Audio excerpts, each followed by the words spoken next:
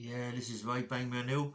I just come back from a meeting with my pal here, and we was talking about Chelmsford Prison years ago, and fucking hell, man, there's so many things come out of it. It's crazy, you know. I mean, when you used to walk in the wing at night, you know, we come from the gym or whatever, then there was a few powerful people in the gym with me, you know what I mean? It was massive, big lumps of us, you know. And one of my mates, Mickey Francis, big guy, Mickey Francis, mate. He was like, come from Southend. I don't know Mickey Francis is watching this. How you going, Mick? Alright, boy. And this geezer was powerful, mate. He had a body on him like it's gone out of fashion, really, really strong. And he used to work with us. And we used to work in the gym, yeah. And we used to work with Jim with blocks of wood, you know, and on the benches, on the incline. We used to make these blocks of wood. It was about like 3 or 4 inches high by about 14, 15 inches long. And we used to hold them, and used to bring the weights down to the block and push up, bring it down, push up, and you unbelievable with the amount of weight you could put on there. 5 plates, 6 plates, 6 plates. You're on about 140 kilos, 140 kilos, 160 kilos on each end sometimes. And it's old. I mean, you think it's crazy. You think it's meant not 160 kilos, sorry, so 160 kilos, the whole lot of it, you know what I mean, 140 and 60, 180 kilos. I mean, I know Mickey Francis to get 200 kilo on here, 200 kilo on the incline, hold the blocks, come down to the block, just only a little bit, come down, push it up, but for vets of fight, push it up, and the checks, the top pecs, the top of his pecs, deltoids, it's been massive. This geezer's like, I was, God, where did he get them from, you know what I mean? And we used to train like that most days with the blocks, and we used to do the deadlift and the decline and all that, and stiff-legged deadlift with blocks of wood. You know, you used to do the decline upside down with big heavy weights. Decline, you can push more weights because it's moving for you. Instead of you pushing it up, it's moving that way. It's moving back towards you, and you can believe it or not, how much weight you can put on there. But with the blocks of wood as well, everything we used to do with blocks of wood was to work out of no wood at all. Just work out, and when you get really, really heavy, use the blocks of wood, yeah. And Mickey Francis, powerful man, mate. Really, really, really powerful. Really nice geezer. Love Mickey Francis. Loved all the guys who was with us who was to train. And as I say, we used to go back to the wing. And as you walk back to the wing, our wing, you could smell it, mate. You could smell the food. Jimmy Tibs, the old man here, used to be the butcher in the kitchen. I used to be in there too. I used to be on the bakers. I was a baker. Then first of all went in there doing the spuds and the wash up, and progressed to being a baker, you know. And but Jimmy Tibs was a butcher. He was a good butcher, mate. But every day, because I tell you what, he used to cut up bits of meat for the screws and let them go home with joints of meat for the family. And Mickey used to, and Jimmy Tibs used to come out with like big lumps of meat, pork, beef, lamb, steaks, every day. Every day he come out with something. You go on the wing, and you can smell it. They're smelling cooking nice food like roast beef, Yorkshire puddings, baked potatoes, cabbages, peas, carrots, all them sort of things. Big meals, mate. And you're in prison. You're in Chelmsford Prison. And, you know, nobody gets jealous. Everybody in Chelmsford Prison, believe it or not, outside, I think it was C-Wing, everyone in there was fed well, yeah? Everybody in there fed well. You could always buy things from Jim. Jimmy Tibs would always look after you. He'd never take the piss. He'd always cut up bits of meat for you, bring back for yourself, and cut bits of meat off for you as well. And he was a good man, Jimmy Tibs. And I like young John, young Robert, and young Jimmy. Young Jimmy Tibs, nice fella, mate. Young Jimmy, good fighter. Yeah, I think he was a middleweight, I'm not quite sure now. Middleweight fighter. And a good fighter, Jim. He's now gone born again Christian. I've seen him on YouTube, born again Christian. Well, that's his thing. That's his thing. But he was the best. He was one of the best trainers ever. He was one of the best trainers ever. I met Jimmy at I think it was one of the do's that maybe a weigh-in do. It was when Nigel Benn fought Eubanks. I was there on the way in, and Jimmy was there, and he see me, and I see him. Hey, Jim, how you going, mate? He went, fucking all right, mate. Oh, how you going? I went, oh, nice one, Jim. Nice to see you, mate. After such a long time, we remember each other so well, you know what I mean? He was a nice fella, Jimmy Tibs. Good footballer. Good footballer. A couple of times he played rugby with us, but he didn't too much rugby.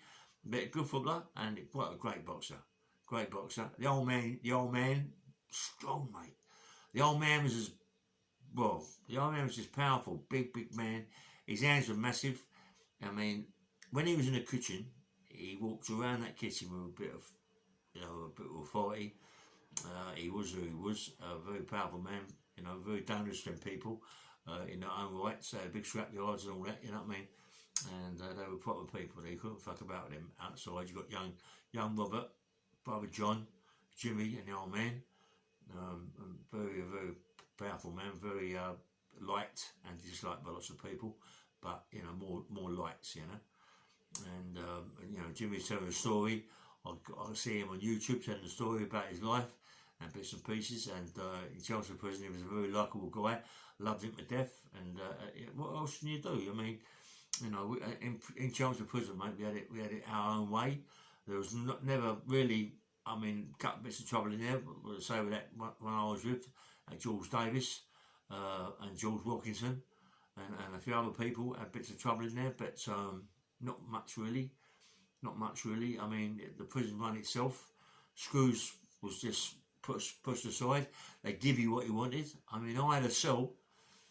I mean, I told you before, my cell was unbelievable. It was to cut up units, cut up the big chests and flipping this, that, and the other, and the wardrobes. Cut them up, mate, with saws, and make units out of it. You know what I mean? And everything. It was just, and believe it or not, sofas. Chairs used to go around this thing like it's kind of fashion. Everybody had a sofa chair, you know what I mean, in a cell. And these Screws bought things in for us, so they were as good as gold. Not drugs or nothing like that, but bought things like furniture and stuff, and they was proper nice people. As I say, Ronnie Bender, he had his own way in there. He wasn't a bully. He was no way a bully. He was a nice fucking man. A lot of people said he had this drink, that drink, cigars. Listen. Yes, he did. Yes, he did. He didn't have bundles of cigars and bundles of drink. Yes, he did. He had brandy, he had scotch, he had vodka, he had gin, he had all them sorts of drinks in there. But not bottles and bottles and bottles of it. He had loads of it, like one of each, yeah? Cigars, he did have cigars. He had cigarettes. But he had his own thing, Jim. Ronnie Bender. He done his own thing. He was the captain. They called him the captain, because he was the captain of the football team, and he tried to be the captain of the rugby team, but they wouldn't let him come on.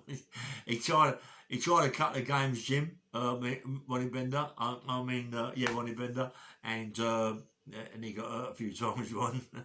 his old legs couldn't stand it. You know what I mean? Well, we had a good rugby team. I remember a geezer called Clarence Carl. This geezer, mate. He was the fastest geezer that I've ever seen in my whole life. He was so fast. You give him that ball, they couldn't catch him, mate. No one could catch him. He was fantastic. A little guy, powerful man, you know what I mean? And he come in the gym. He was very good in the gym, mate. And I remember this particular day, yeah. They was playing rugby. I didn't want to play because the week before that, all my teeth, most of my teeth knocked out, yeah.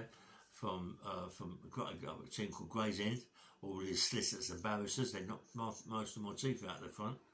And anyway, so I didn't want to play because my teeth was all being stitched up and all that, and left it at that, yeah. And so I didn't want to play.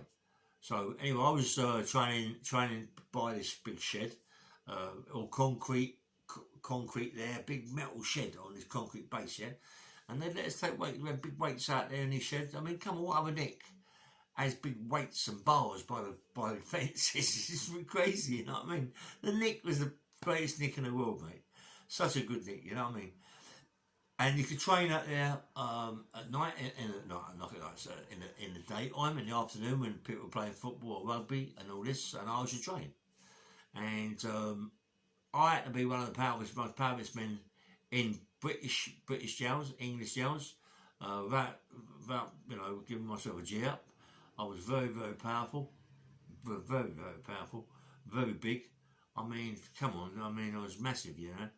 I got into this yeast, taking yeast, and a couple of people in the comments have said that they're taking the yeast, it's doing the favours. But, you know, I never know it was the yeast, it might have been just myself. But, you know, every time I took yeast, it thinned the blood out and I get bigger pump and I become more strong.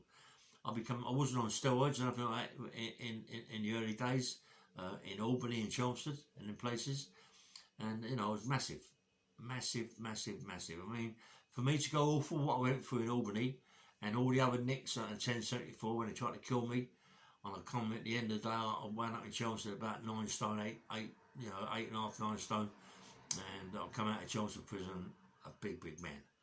When I say big man, I mean big, powerful man, massive man. And when we got chucked out of there and I went to Wandsworth, and then we got chucked to the scrubs, I mean, I was training in there, mate. I was huge. They couldn't believe how big I was. I was repping like 5 plates on the incline, you know, repping. I mean, it's crazy to do that, you know what I mean? Each end, you know, and they couldn't believe it, screws. It was just it's just something that I had. I was very, very powerful, and there were some very, very powerful people with me in Chelmsford prison. And a coloured guy, I forget his name now, something Garth, mate. He was big black guy. He was on a powerlifting team. He was powerhouse, mate. He could squat. I mean, he could squat ridiculous weights. I mean, crazy weights, mate. You know, like nearly 200 key, 220 key. There's a lot of weight to be squatting, you know what I mean? And he'd be squatting that. And he'd find it easy. Not easy, but easier than I'd find 180 key, you know? He was doing 220, 240. He was doing it easy, you know? Such a powerful man, mate. Powerful man. Young, big, strong man, you know? And, I mean, our powerlifting team there was good. I mean, there's a guy that I talked about before called Kenny Beagle. He got a life. Kenny Beagle, I met him in the scrubs. When I first went into the scrubs, early on in my sentencing, I met Kenny Beagle. He was doing the life sentence, and he got me in there on the powerlifting team in the scrubs. And the first day that I went in there with him, he had me fucking training like a lunatic and doing these squats. And when I got finished, I couldn't even walk down the landing, yeah, let alone walk up the stairs. I was on the freeze. I couldn't walk up the stairs. So hard. Obviously, you got to get up there, you know what I mean? But I got eventually. My legs was. I just ripped everything to pieces. I couldn't sleep, in pain. In the morning, I was in agony. So Ken said, "Come on, we go back down to the gym and we'll knock it all out, you know, straighten out the ligaments and the muscles and everything like that." So I went, okay, went down there, and yeah, it's true enough. He trained me for my, you know, doing the squats, and I become a lot better. But I used to do a lot of lifting from the squats with my back rather than my leg. My legs were powerful, but my back was more strong. I mean, I was the deadlifts. People don't believe me when I said this, right? But when I was a young boy in Aylesbury, 17, 18, 19, 795 pounds. 795 pounds. Deadlift. Mad. 795 pounds. I mean, it's unbelievable. A boy at that age, 18, 17, 18 could do that. That's what I could do.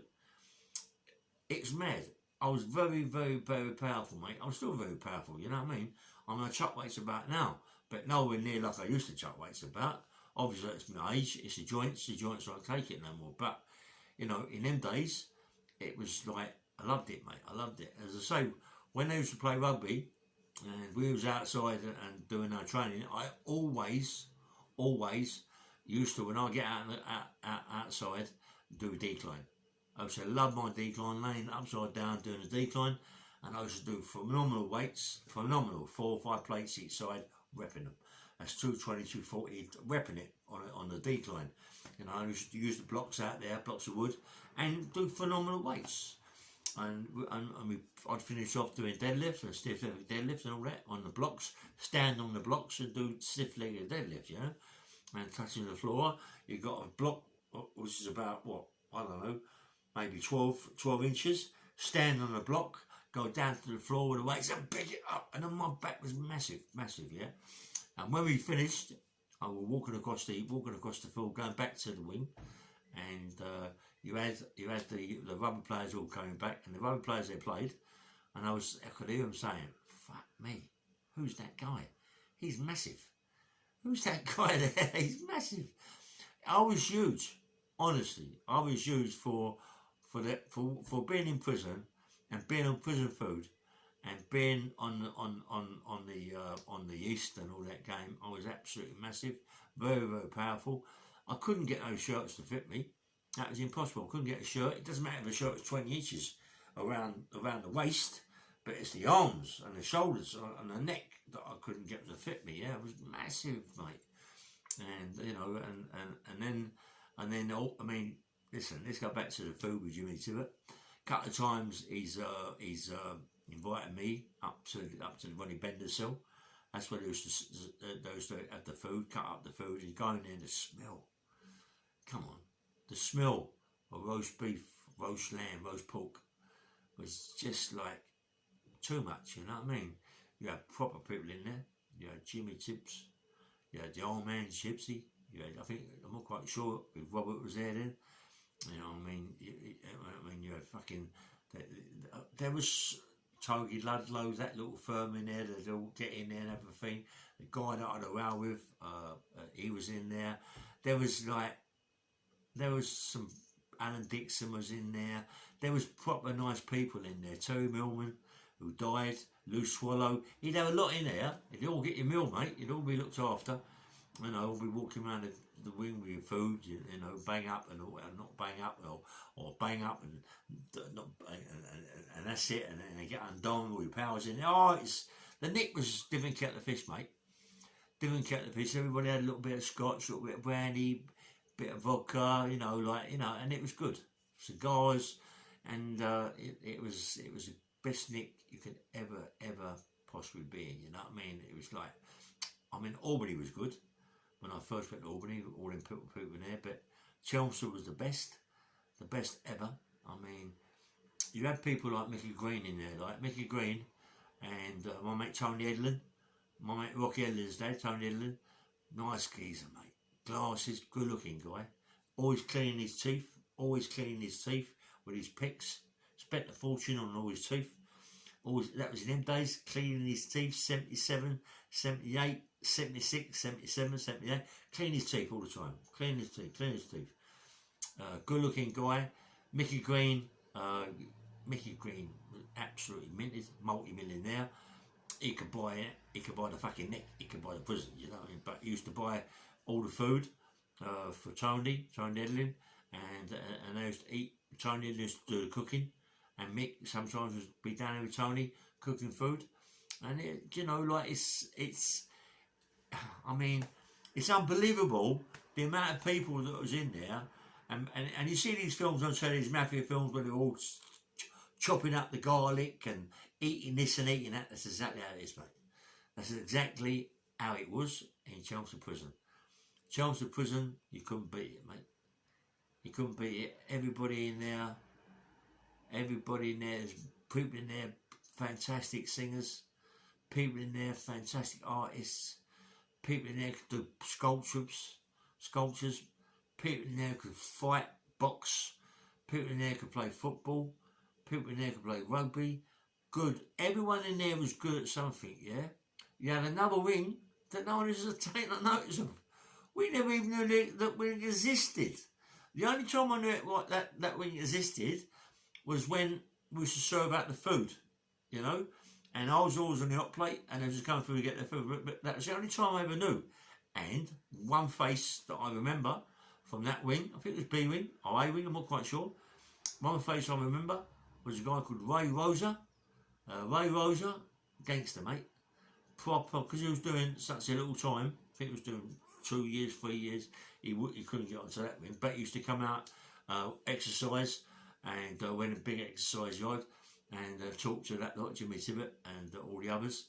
I mean, Tibbs' brother, Jimmy Tibs, and talked to that lot. I mean, he was a proper dangerous man. Ray Rosa, I think it was Ray Rosa, Mickey Rosa, was it? Ray Rosa, but his two brothers, you know, the Rosa brothers was a bit of a match, you know, a bit naughty, proper nice people, but they didn't fuck about. Ray was an old man in Chelmsford with glasses, but he was a dangerous man. Him and Frazer, funny, you know, the amount of people that didn't like, the amount of people that didn't get on with Frank. You know, there's a lot in there that did. The Tibbses got on with Frank. I mean, Alan Dixon and all that little firm got on with Frank, but not that much. Not that much. Frank was a very, very self person. You know, as a guy talked to his, I think, I'm not quite sure if David was there or Patrick was there then. I'm not quite sure. But he used to go and talk to them and that's it, and go and bang up. But Frank, as I say, he used to do his own thing. His cell was spotless. Frank was a spotless man. He always cleaned his cell 24/7. He was always washing, but in his cell. More so in his cell than in the shower. You know, I don't think he used to come out of his cell washing because of Tony Lawrence. I mean, him and Tony Lawrence, loghead. I think Tony, if he'd have caught Frank, like, in the shower, I think Tony would have obliged him. It's the same with Frank. If Frank would have caught Tony in the shower, which he couldn't have, because I was always with Tony, and I used to watch Tony when he was in the shower because of that reason, you know, because of Frank. But me and Tony were very, very close, Tony Lawrence. Tony Lawrence was a very, very fucking dangerous man, mate. A very dangerous man. I met him when I come out. There's a lot of stories going to come out about Tony Lawrence when I met him when I come out. He was a dangerous, dangerous fucking man, mate, Tony Lawrence. Believe me, he was dangerous. He's the only guy that I've ever met in my whole life that used to drive around with hand grenades in his motor and a 38 Smith & Wesson Saturday Night Special 5-shot, yeah? He used to drive around with that in his car. He's dead now, God rest his soul, Tony Lawrence. But me and him was very, very close when I come out of prison. He was a good mate of mine, Tony. I couldn't work with him because he'd become too dangerous and I didn't want to go back. Well, I did go back for an IPP. I've been back after that as well for bigger sentences, but at that time I didn't want to go back. But anyway, he was earning a lot of money doing what he was doing. It all comes out of the story that I'm going to do later on, you know, and that was it. But, you know, then I had my mate Peter Lyons in Chelmsford Prison. Peter Lyons used to play rugby with us. Good, strong rugby player, Peter Lyons. Very powerful man. I know that I keep saying Peter, very, very powerful, very dangerous, but it's true. It's true. I ain't going to lie about what, you know, if people can fight or people can't fight. Peter Lyons, very dangerous. He used to carry around with him all the time. He was in the kitchen with me. He used to carry around with him all the time, a sharp knife, yeah? He had a knife that would cut paper like that, mate. He would cut you to ribbons. And this guy was 6'3", 6'4", 19 stone, 18.5 stone, but couldn't fight. Fucking crazy. Couldn't hold his hands up, mate. But he could fucking, he'd use this, he'd cut it into pieces. He had no feelings. You know, you have Roy Atkins. Anybody remember Roy Atkins from Laverick Grove? That way? I think it was Laverick Grove Roy come from, or did he come from the castle? I'm not quite sure. Roy Atkins, fucking hell, mate. He was a proper gangster. Roy Atkins, very dangerous man. Roy played rugby. He was a captain of the rugby team with Mickey Blackmore. Mickey Blackmore, fucking hell, mate. I mean, my father-in-law brought Mickey Blackmore back from Belgium. Mickey Blackmore over there to sort something out with my father-in-law, and they shot my father-in-law. They shot Mickey Blackmore, you know, 3 or 4 times in the head, killed him. I can't ever get it around me that my father-in-law dragged Mickey Blackmore out there, put him in the car and brought him back without my father-in-law being shot dead. But whatever happened, it happened, you know what I mean? But, you know, Mickey Blackmore was a fucking, anybody knows Mickey Blackmore from the end of the castle. Listen, when I say someone's dangerous, he was fucking dangerous. People that know Mickey Blackmore from Elephant Castle, you comment me, mate. He was a very, very dangerous man. Him and Watkins together. I think Watkins come from Levitt Grove. I can't remember now, mate. Where he come from, Bermondsey. I don't know where he come from, boy. But all I know, Watkins. He is another one who got killed. I think they shot him over in Belgium as well, over the same thing Mickey Blackmore got shot in for, and they killed them both, yeah? Put 4 or 5 shots in their head, both dead. If I'm wrong, please tell me in my comments, yeah? But my father-in-law, Mickey Johnson, brought him back, brought Mickey Blackmore back, yeah? And I was around then. I was with my Danny Johnson, Mickey's daughter, and Mickey Johnson was a dangerous man too. Tried to kill me twice. He tried to kill me, and twice he didn't succeed. Thank God for that, eh? I'm fucking hell. But he was, you know, he had no fear. Mickey Johnson, he had no fear. Yeah, I mean, young Mickey Johnson, just ordinary person. Young Johnny Johnson, ordinary person. My Danny, like the old man, very, very dangerous. Dina Johnson, the old woman, God, fuck me. Mickey Johnson was a gangster. Without a shadow of doubt, he was a bad gangster. You know, got Thursday gang, going up north, fucking going to the, you know, going to all them sites out there, holding all the security up, getting lots of money. Yeah, he was a proper gangster, Mick. A proper gangster. I mean, when they got hold of them over there, yeah, went up north, they put plastic bags over their head. Plastic bags over their head, stop them breathing, to stop them breathing, for them to make statements. None of them did. None of them did. They all passed out. Every one of them passed out. They tried to kill him. They tried to kill him, mate. If you didn't write a statement, you was going to die. But none of them did, and they all passed out. And when it went to court and the judges got to hear about what happened, they didn't give a fuck. They didn't care. Well, our police officers do not do things like putting plastic bags over people's heads to kill them. And for get information from them, no, you're lying, they're lying. Okay, no, you know what I mean? But that's true. The old man was up there, he got a big, I think he got a 14 or 13. The old man was in Parkhurst, and I was in Albany. He must have got to know about me, because when I was in Albany, I was a bit of a fucker. I didn't care about anybody didn't give a monkey about whose names, what names. Everybody, I mean, come on, I've got big stories about Albany. I could be on here for fucking hours talking about Albany, talking about Chelmsford Prison, talking about other prisons, Scrubs, Wandsworth, all these prisons that I've been to. I could talk all day and all night about stories about these prisons. I've been in them, I've done them, I've seen people, I've done people. You know, there's so much goes on in prison that you don't know about, yeah? The people out there don't know about it unless you've been there for the amount of time that I have. I've been in prison for a long time in my life, 27, 26 and a half years of my life in prison. You know, that's going some, isn't it? You know what I mean? And I'm still survived. How, I don't know. Prison's a place that you can get into. The hardest place about prison is not going in prison, mate. It's about getting out in one piece. Believe me, you go in prison, you're in that cell. The first time you put your head down in that cell and you look around you, you think, oh my God, this is a dream, you know what I mean? I can't be here. You've got a cell. I think they're 12 by 6.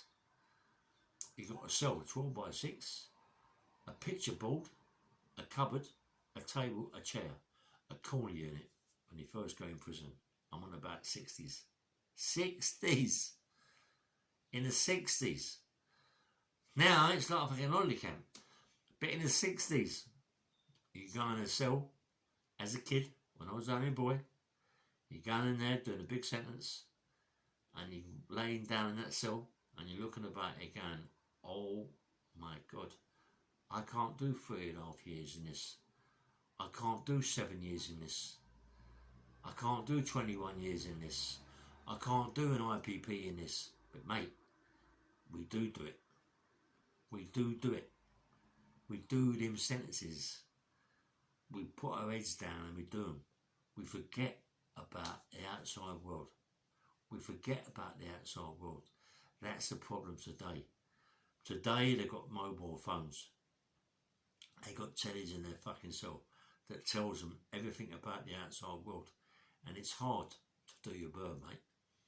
It's hard to do your sentence when you're every day 24/7 talking to your woman on the phone, or if you're not talking to a woman on the phone, you're cracking up. You want to hang yourself because she's out with someone else. And you're going to go mad when she comes back, but she ain't going to answer the phone because she's either dropped the phone, it's smashed, or it run out of battery, or she's fell it down the toilet.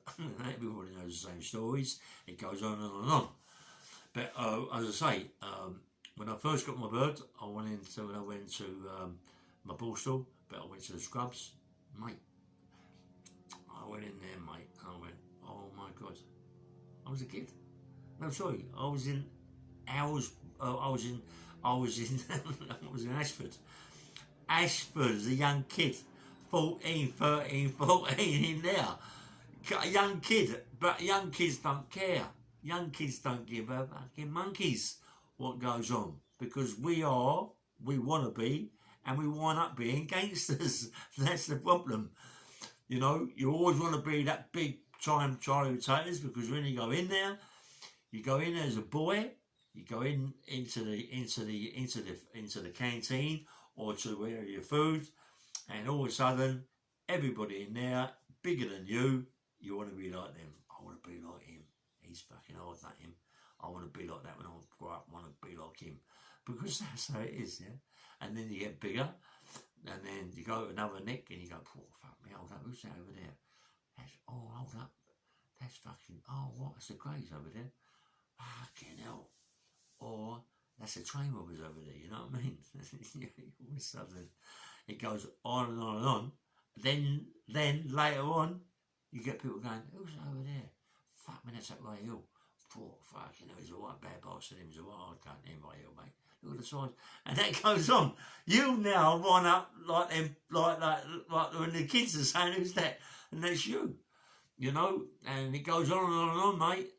And that is what happens in prison. If you know you want to be that person, in the end you are that person.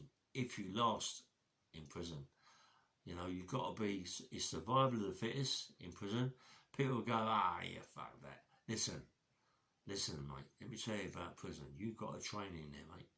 You've got to train. You've got to train this, and you've got to train this, and you've got to train that. You've got the three things you've got to train: your head, your heart, and your fucking arms. You know, you've got to do it, because no heart, you're going to get smashed to pieces. No arms, you're going to get smashed to pieces. And no head, you ain't going to get through your bird. You ain't going to get through your bird. Because believe me, if you was like me, what I've gone through with my bird, you go, fucking hell, how did he do that? How could anybody go through all that and come out like this? I ain't come out too good, believe me. I had bad nights myself, you know. I still have bad nights about it all. I still think to myself, wow, mate, how? It makes, sometimes it makes my legs tingle. Makes my legs tingle. It's like being, I don't like heights, it's like being 20, 30, 40, 50 foot, 200 foot in the air, and you look over and your legs go all tingling, and you think, oh, you're fucked, yeah? That's exactly how I feel now, sometimes, yeah? That same feeling when I go back to the prisons and what they did to me, yeah? What they tried to do to me and what they did do to me, you know? And you can't beat the system, no matter how much you try. The only way to beat the system is to get out. Is to get out in one piece. One piece you've got to get out in, mate. You've got to go to yourself, right, this is it. This is, I'm in prison. I've got to do it. I've got to do it. But I mustn't let anybody walk over me. Because as soon as you let one walk over you, they'll always walk over you. It don't matter about getting a good hiding, mate. We've all had good hidings. I've had good hidings. Believe it, I've had good hidings. And I can fight. But there's plenty of people in prison that can fight better than me. I don't know about later on in my life, but when I first started, I was getting good hidings. So fucking what? You got to learn. It's about learning. It's about, you can't go 24/7 without getting a clump, mate. Prison, when you come out of that prison, when you come out of your cell in the morning, you're looking about. My mate Terry said the same thing. When you come out of your cell in the morning, you're looking about all the time at new faces, what they like.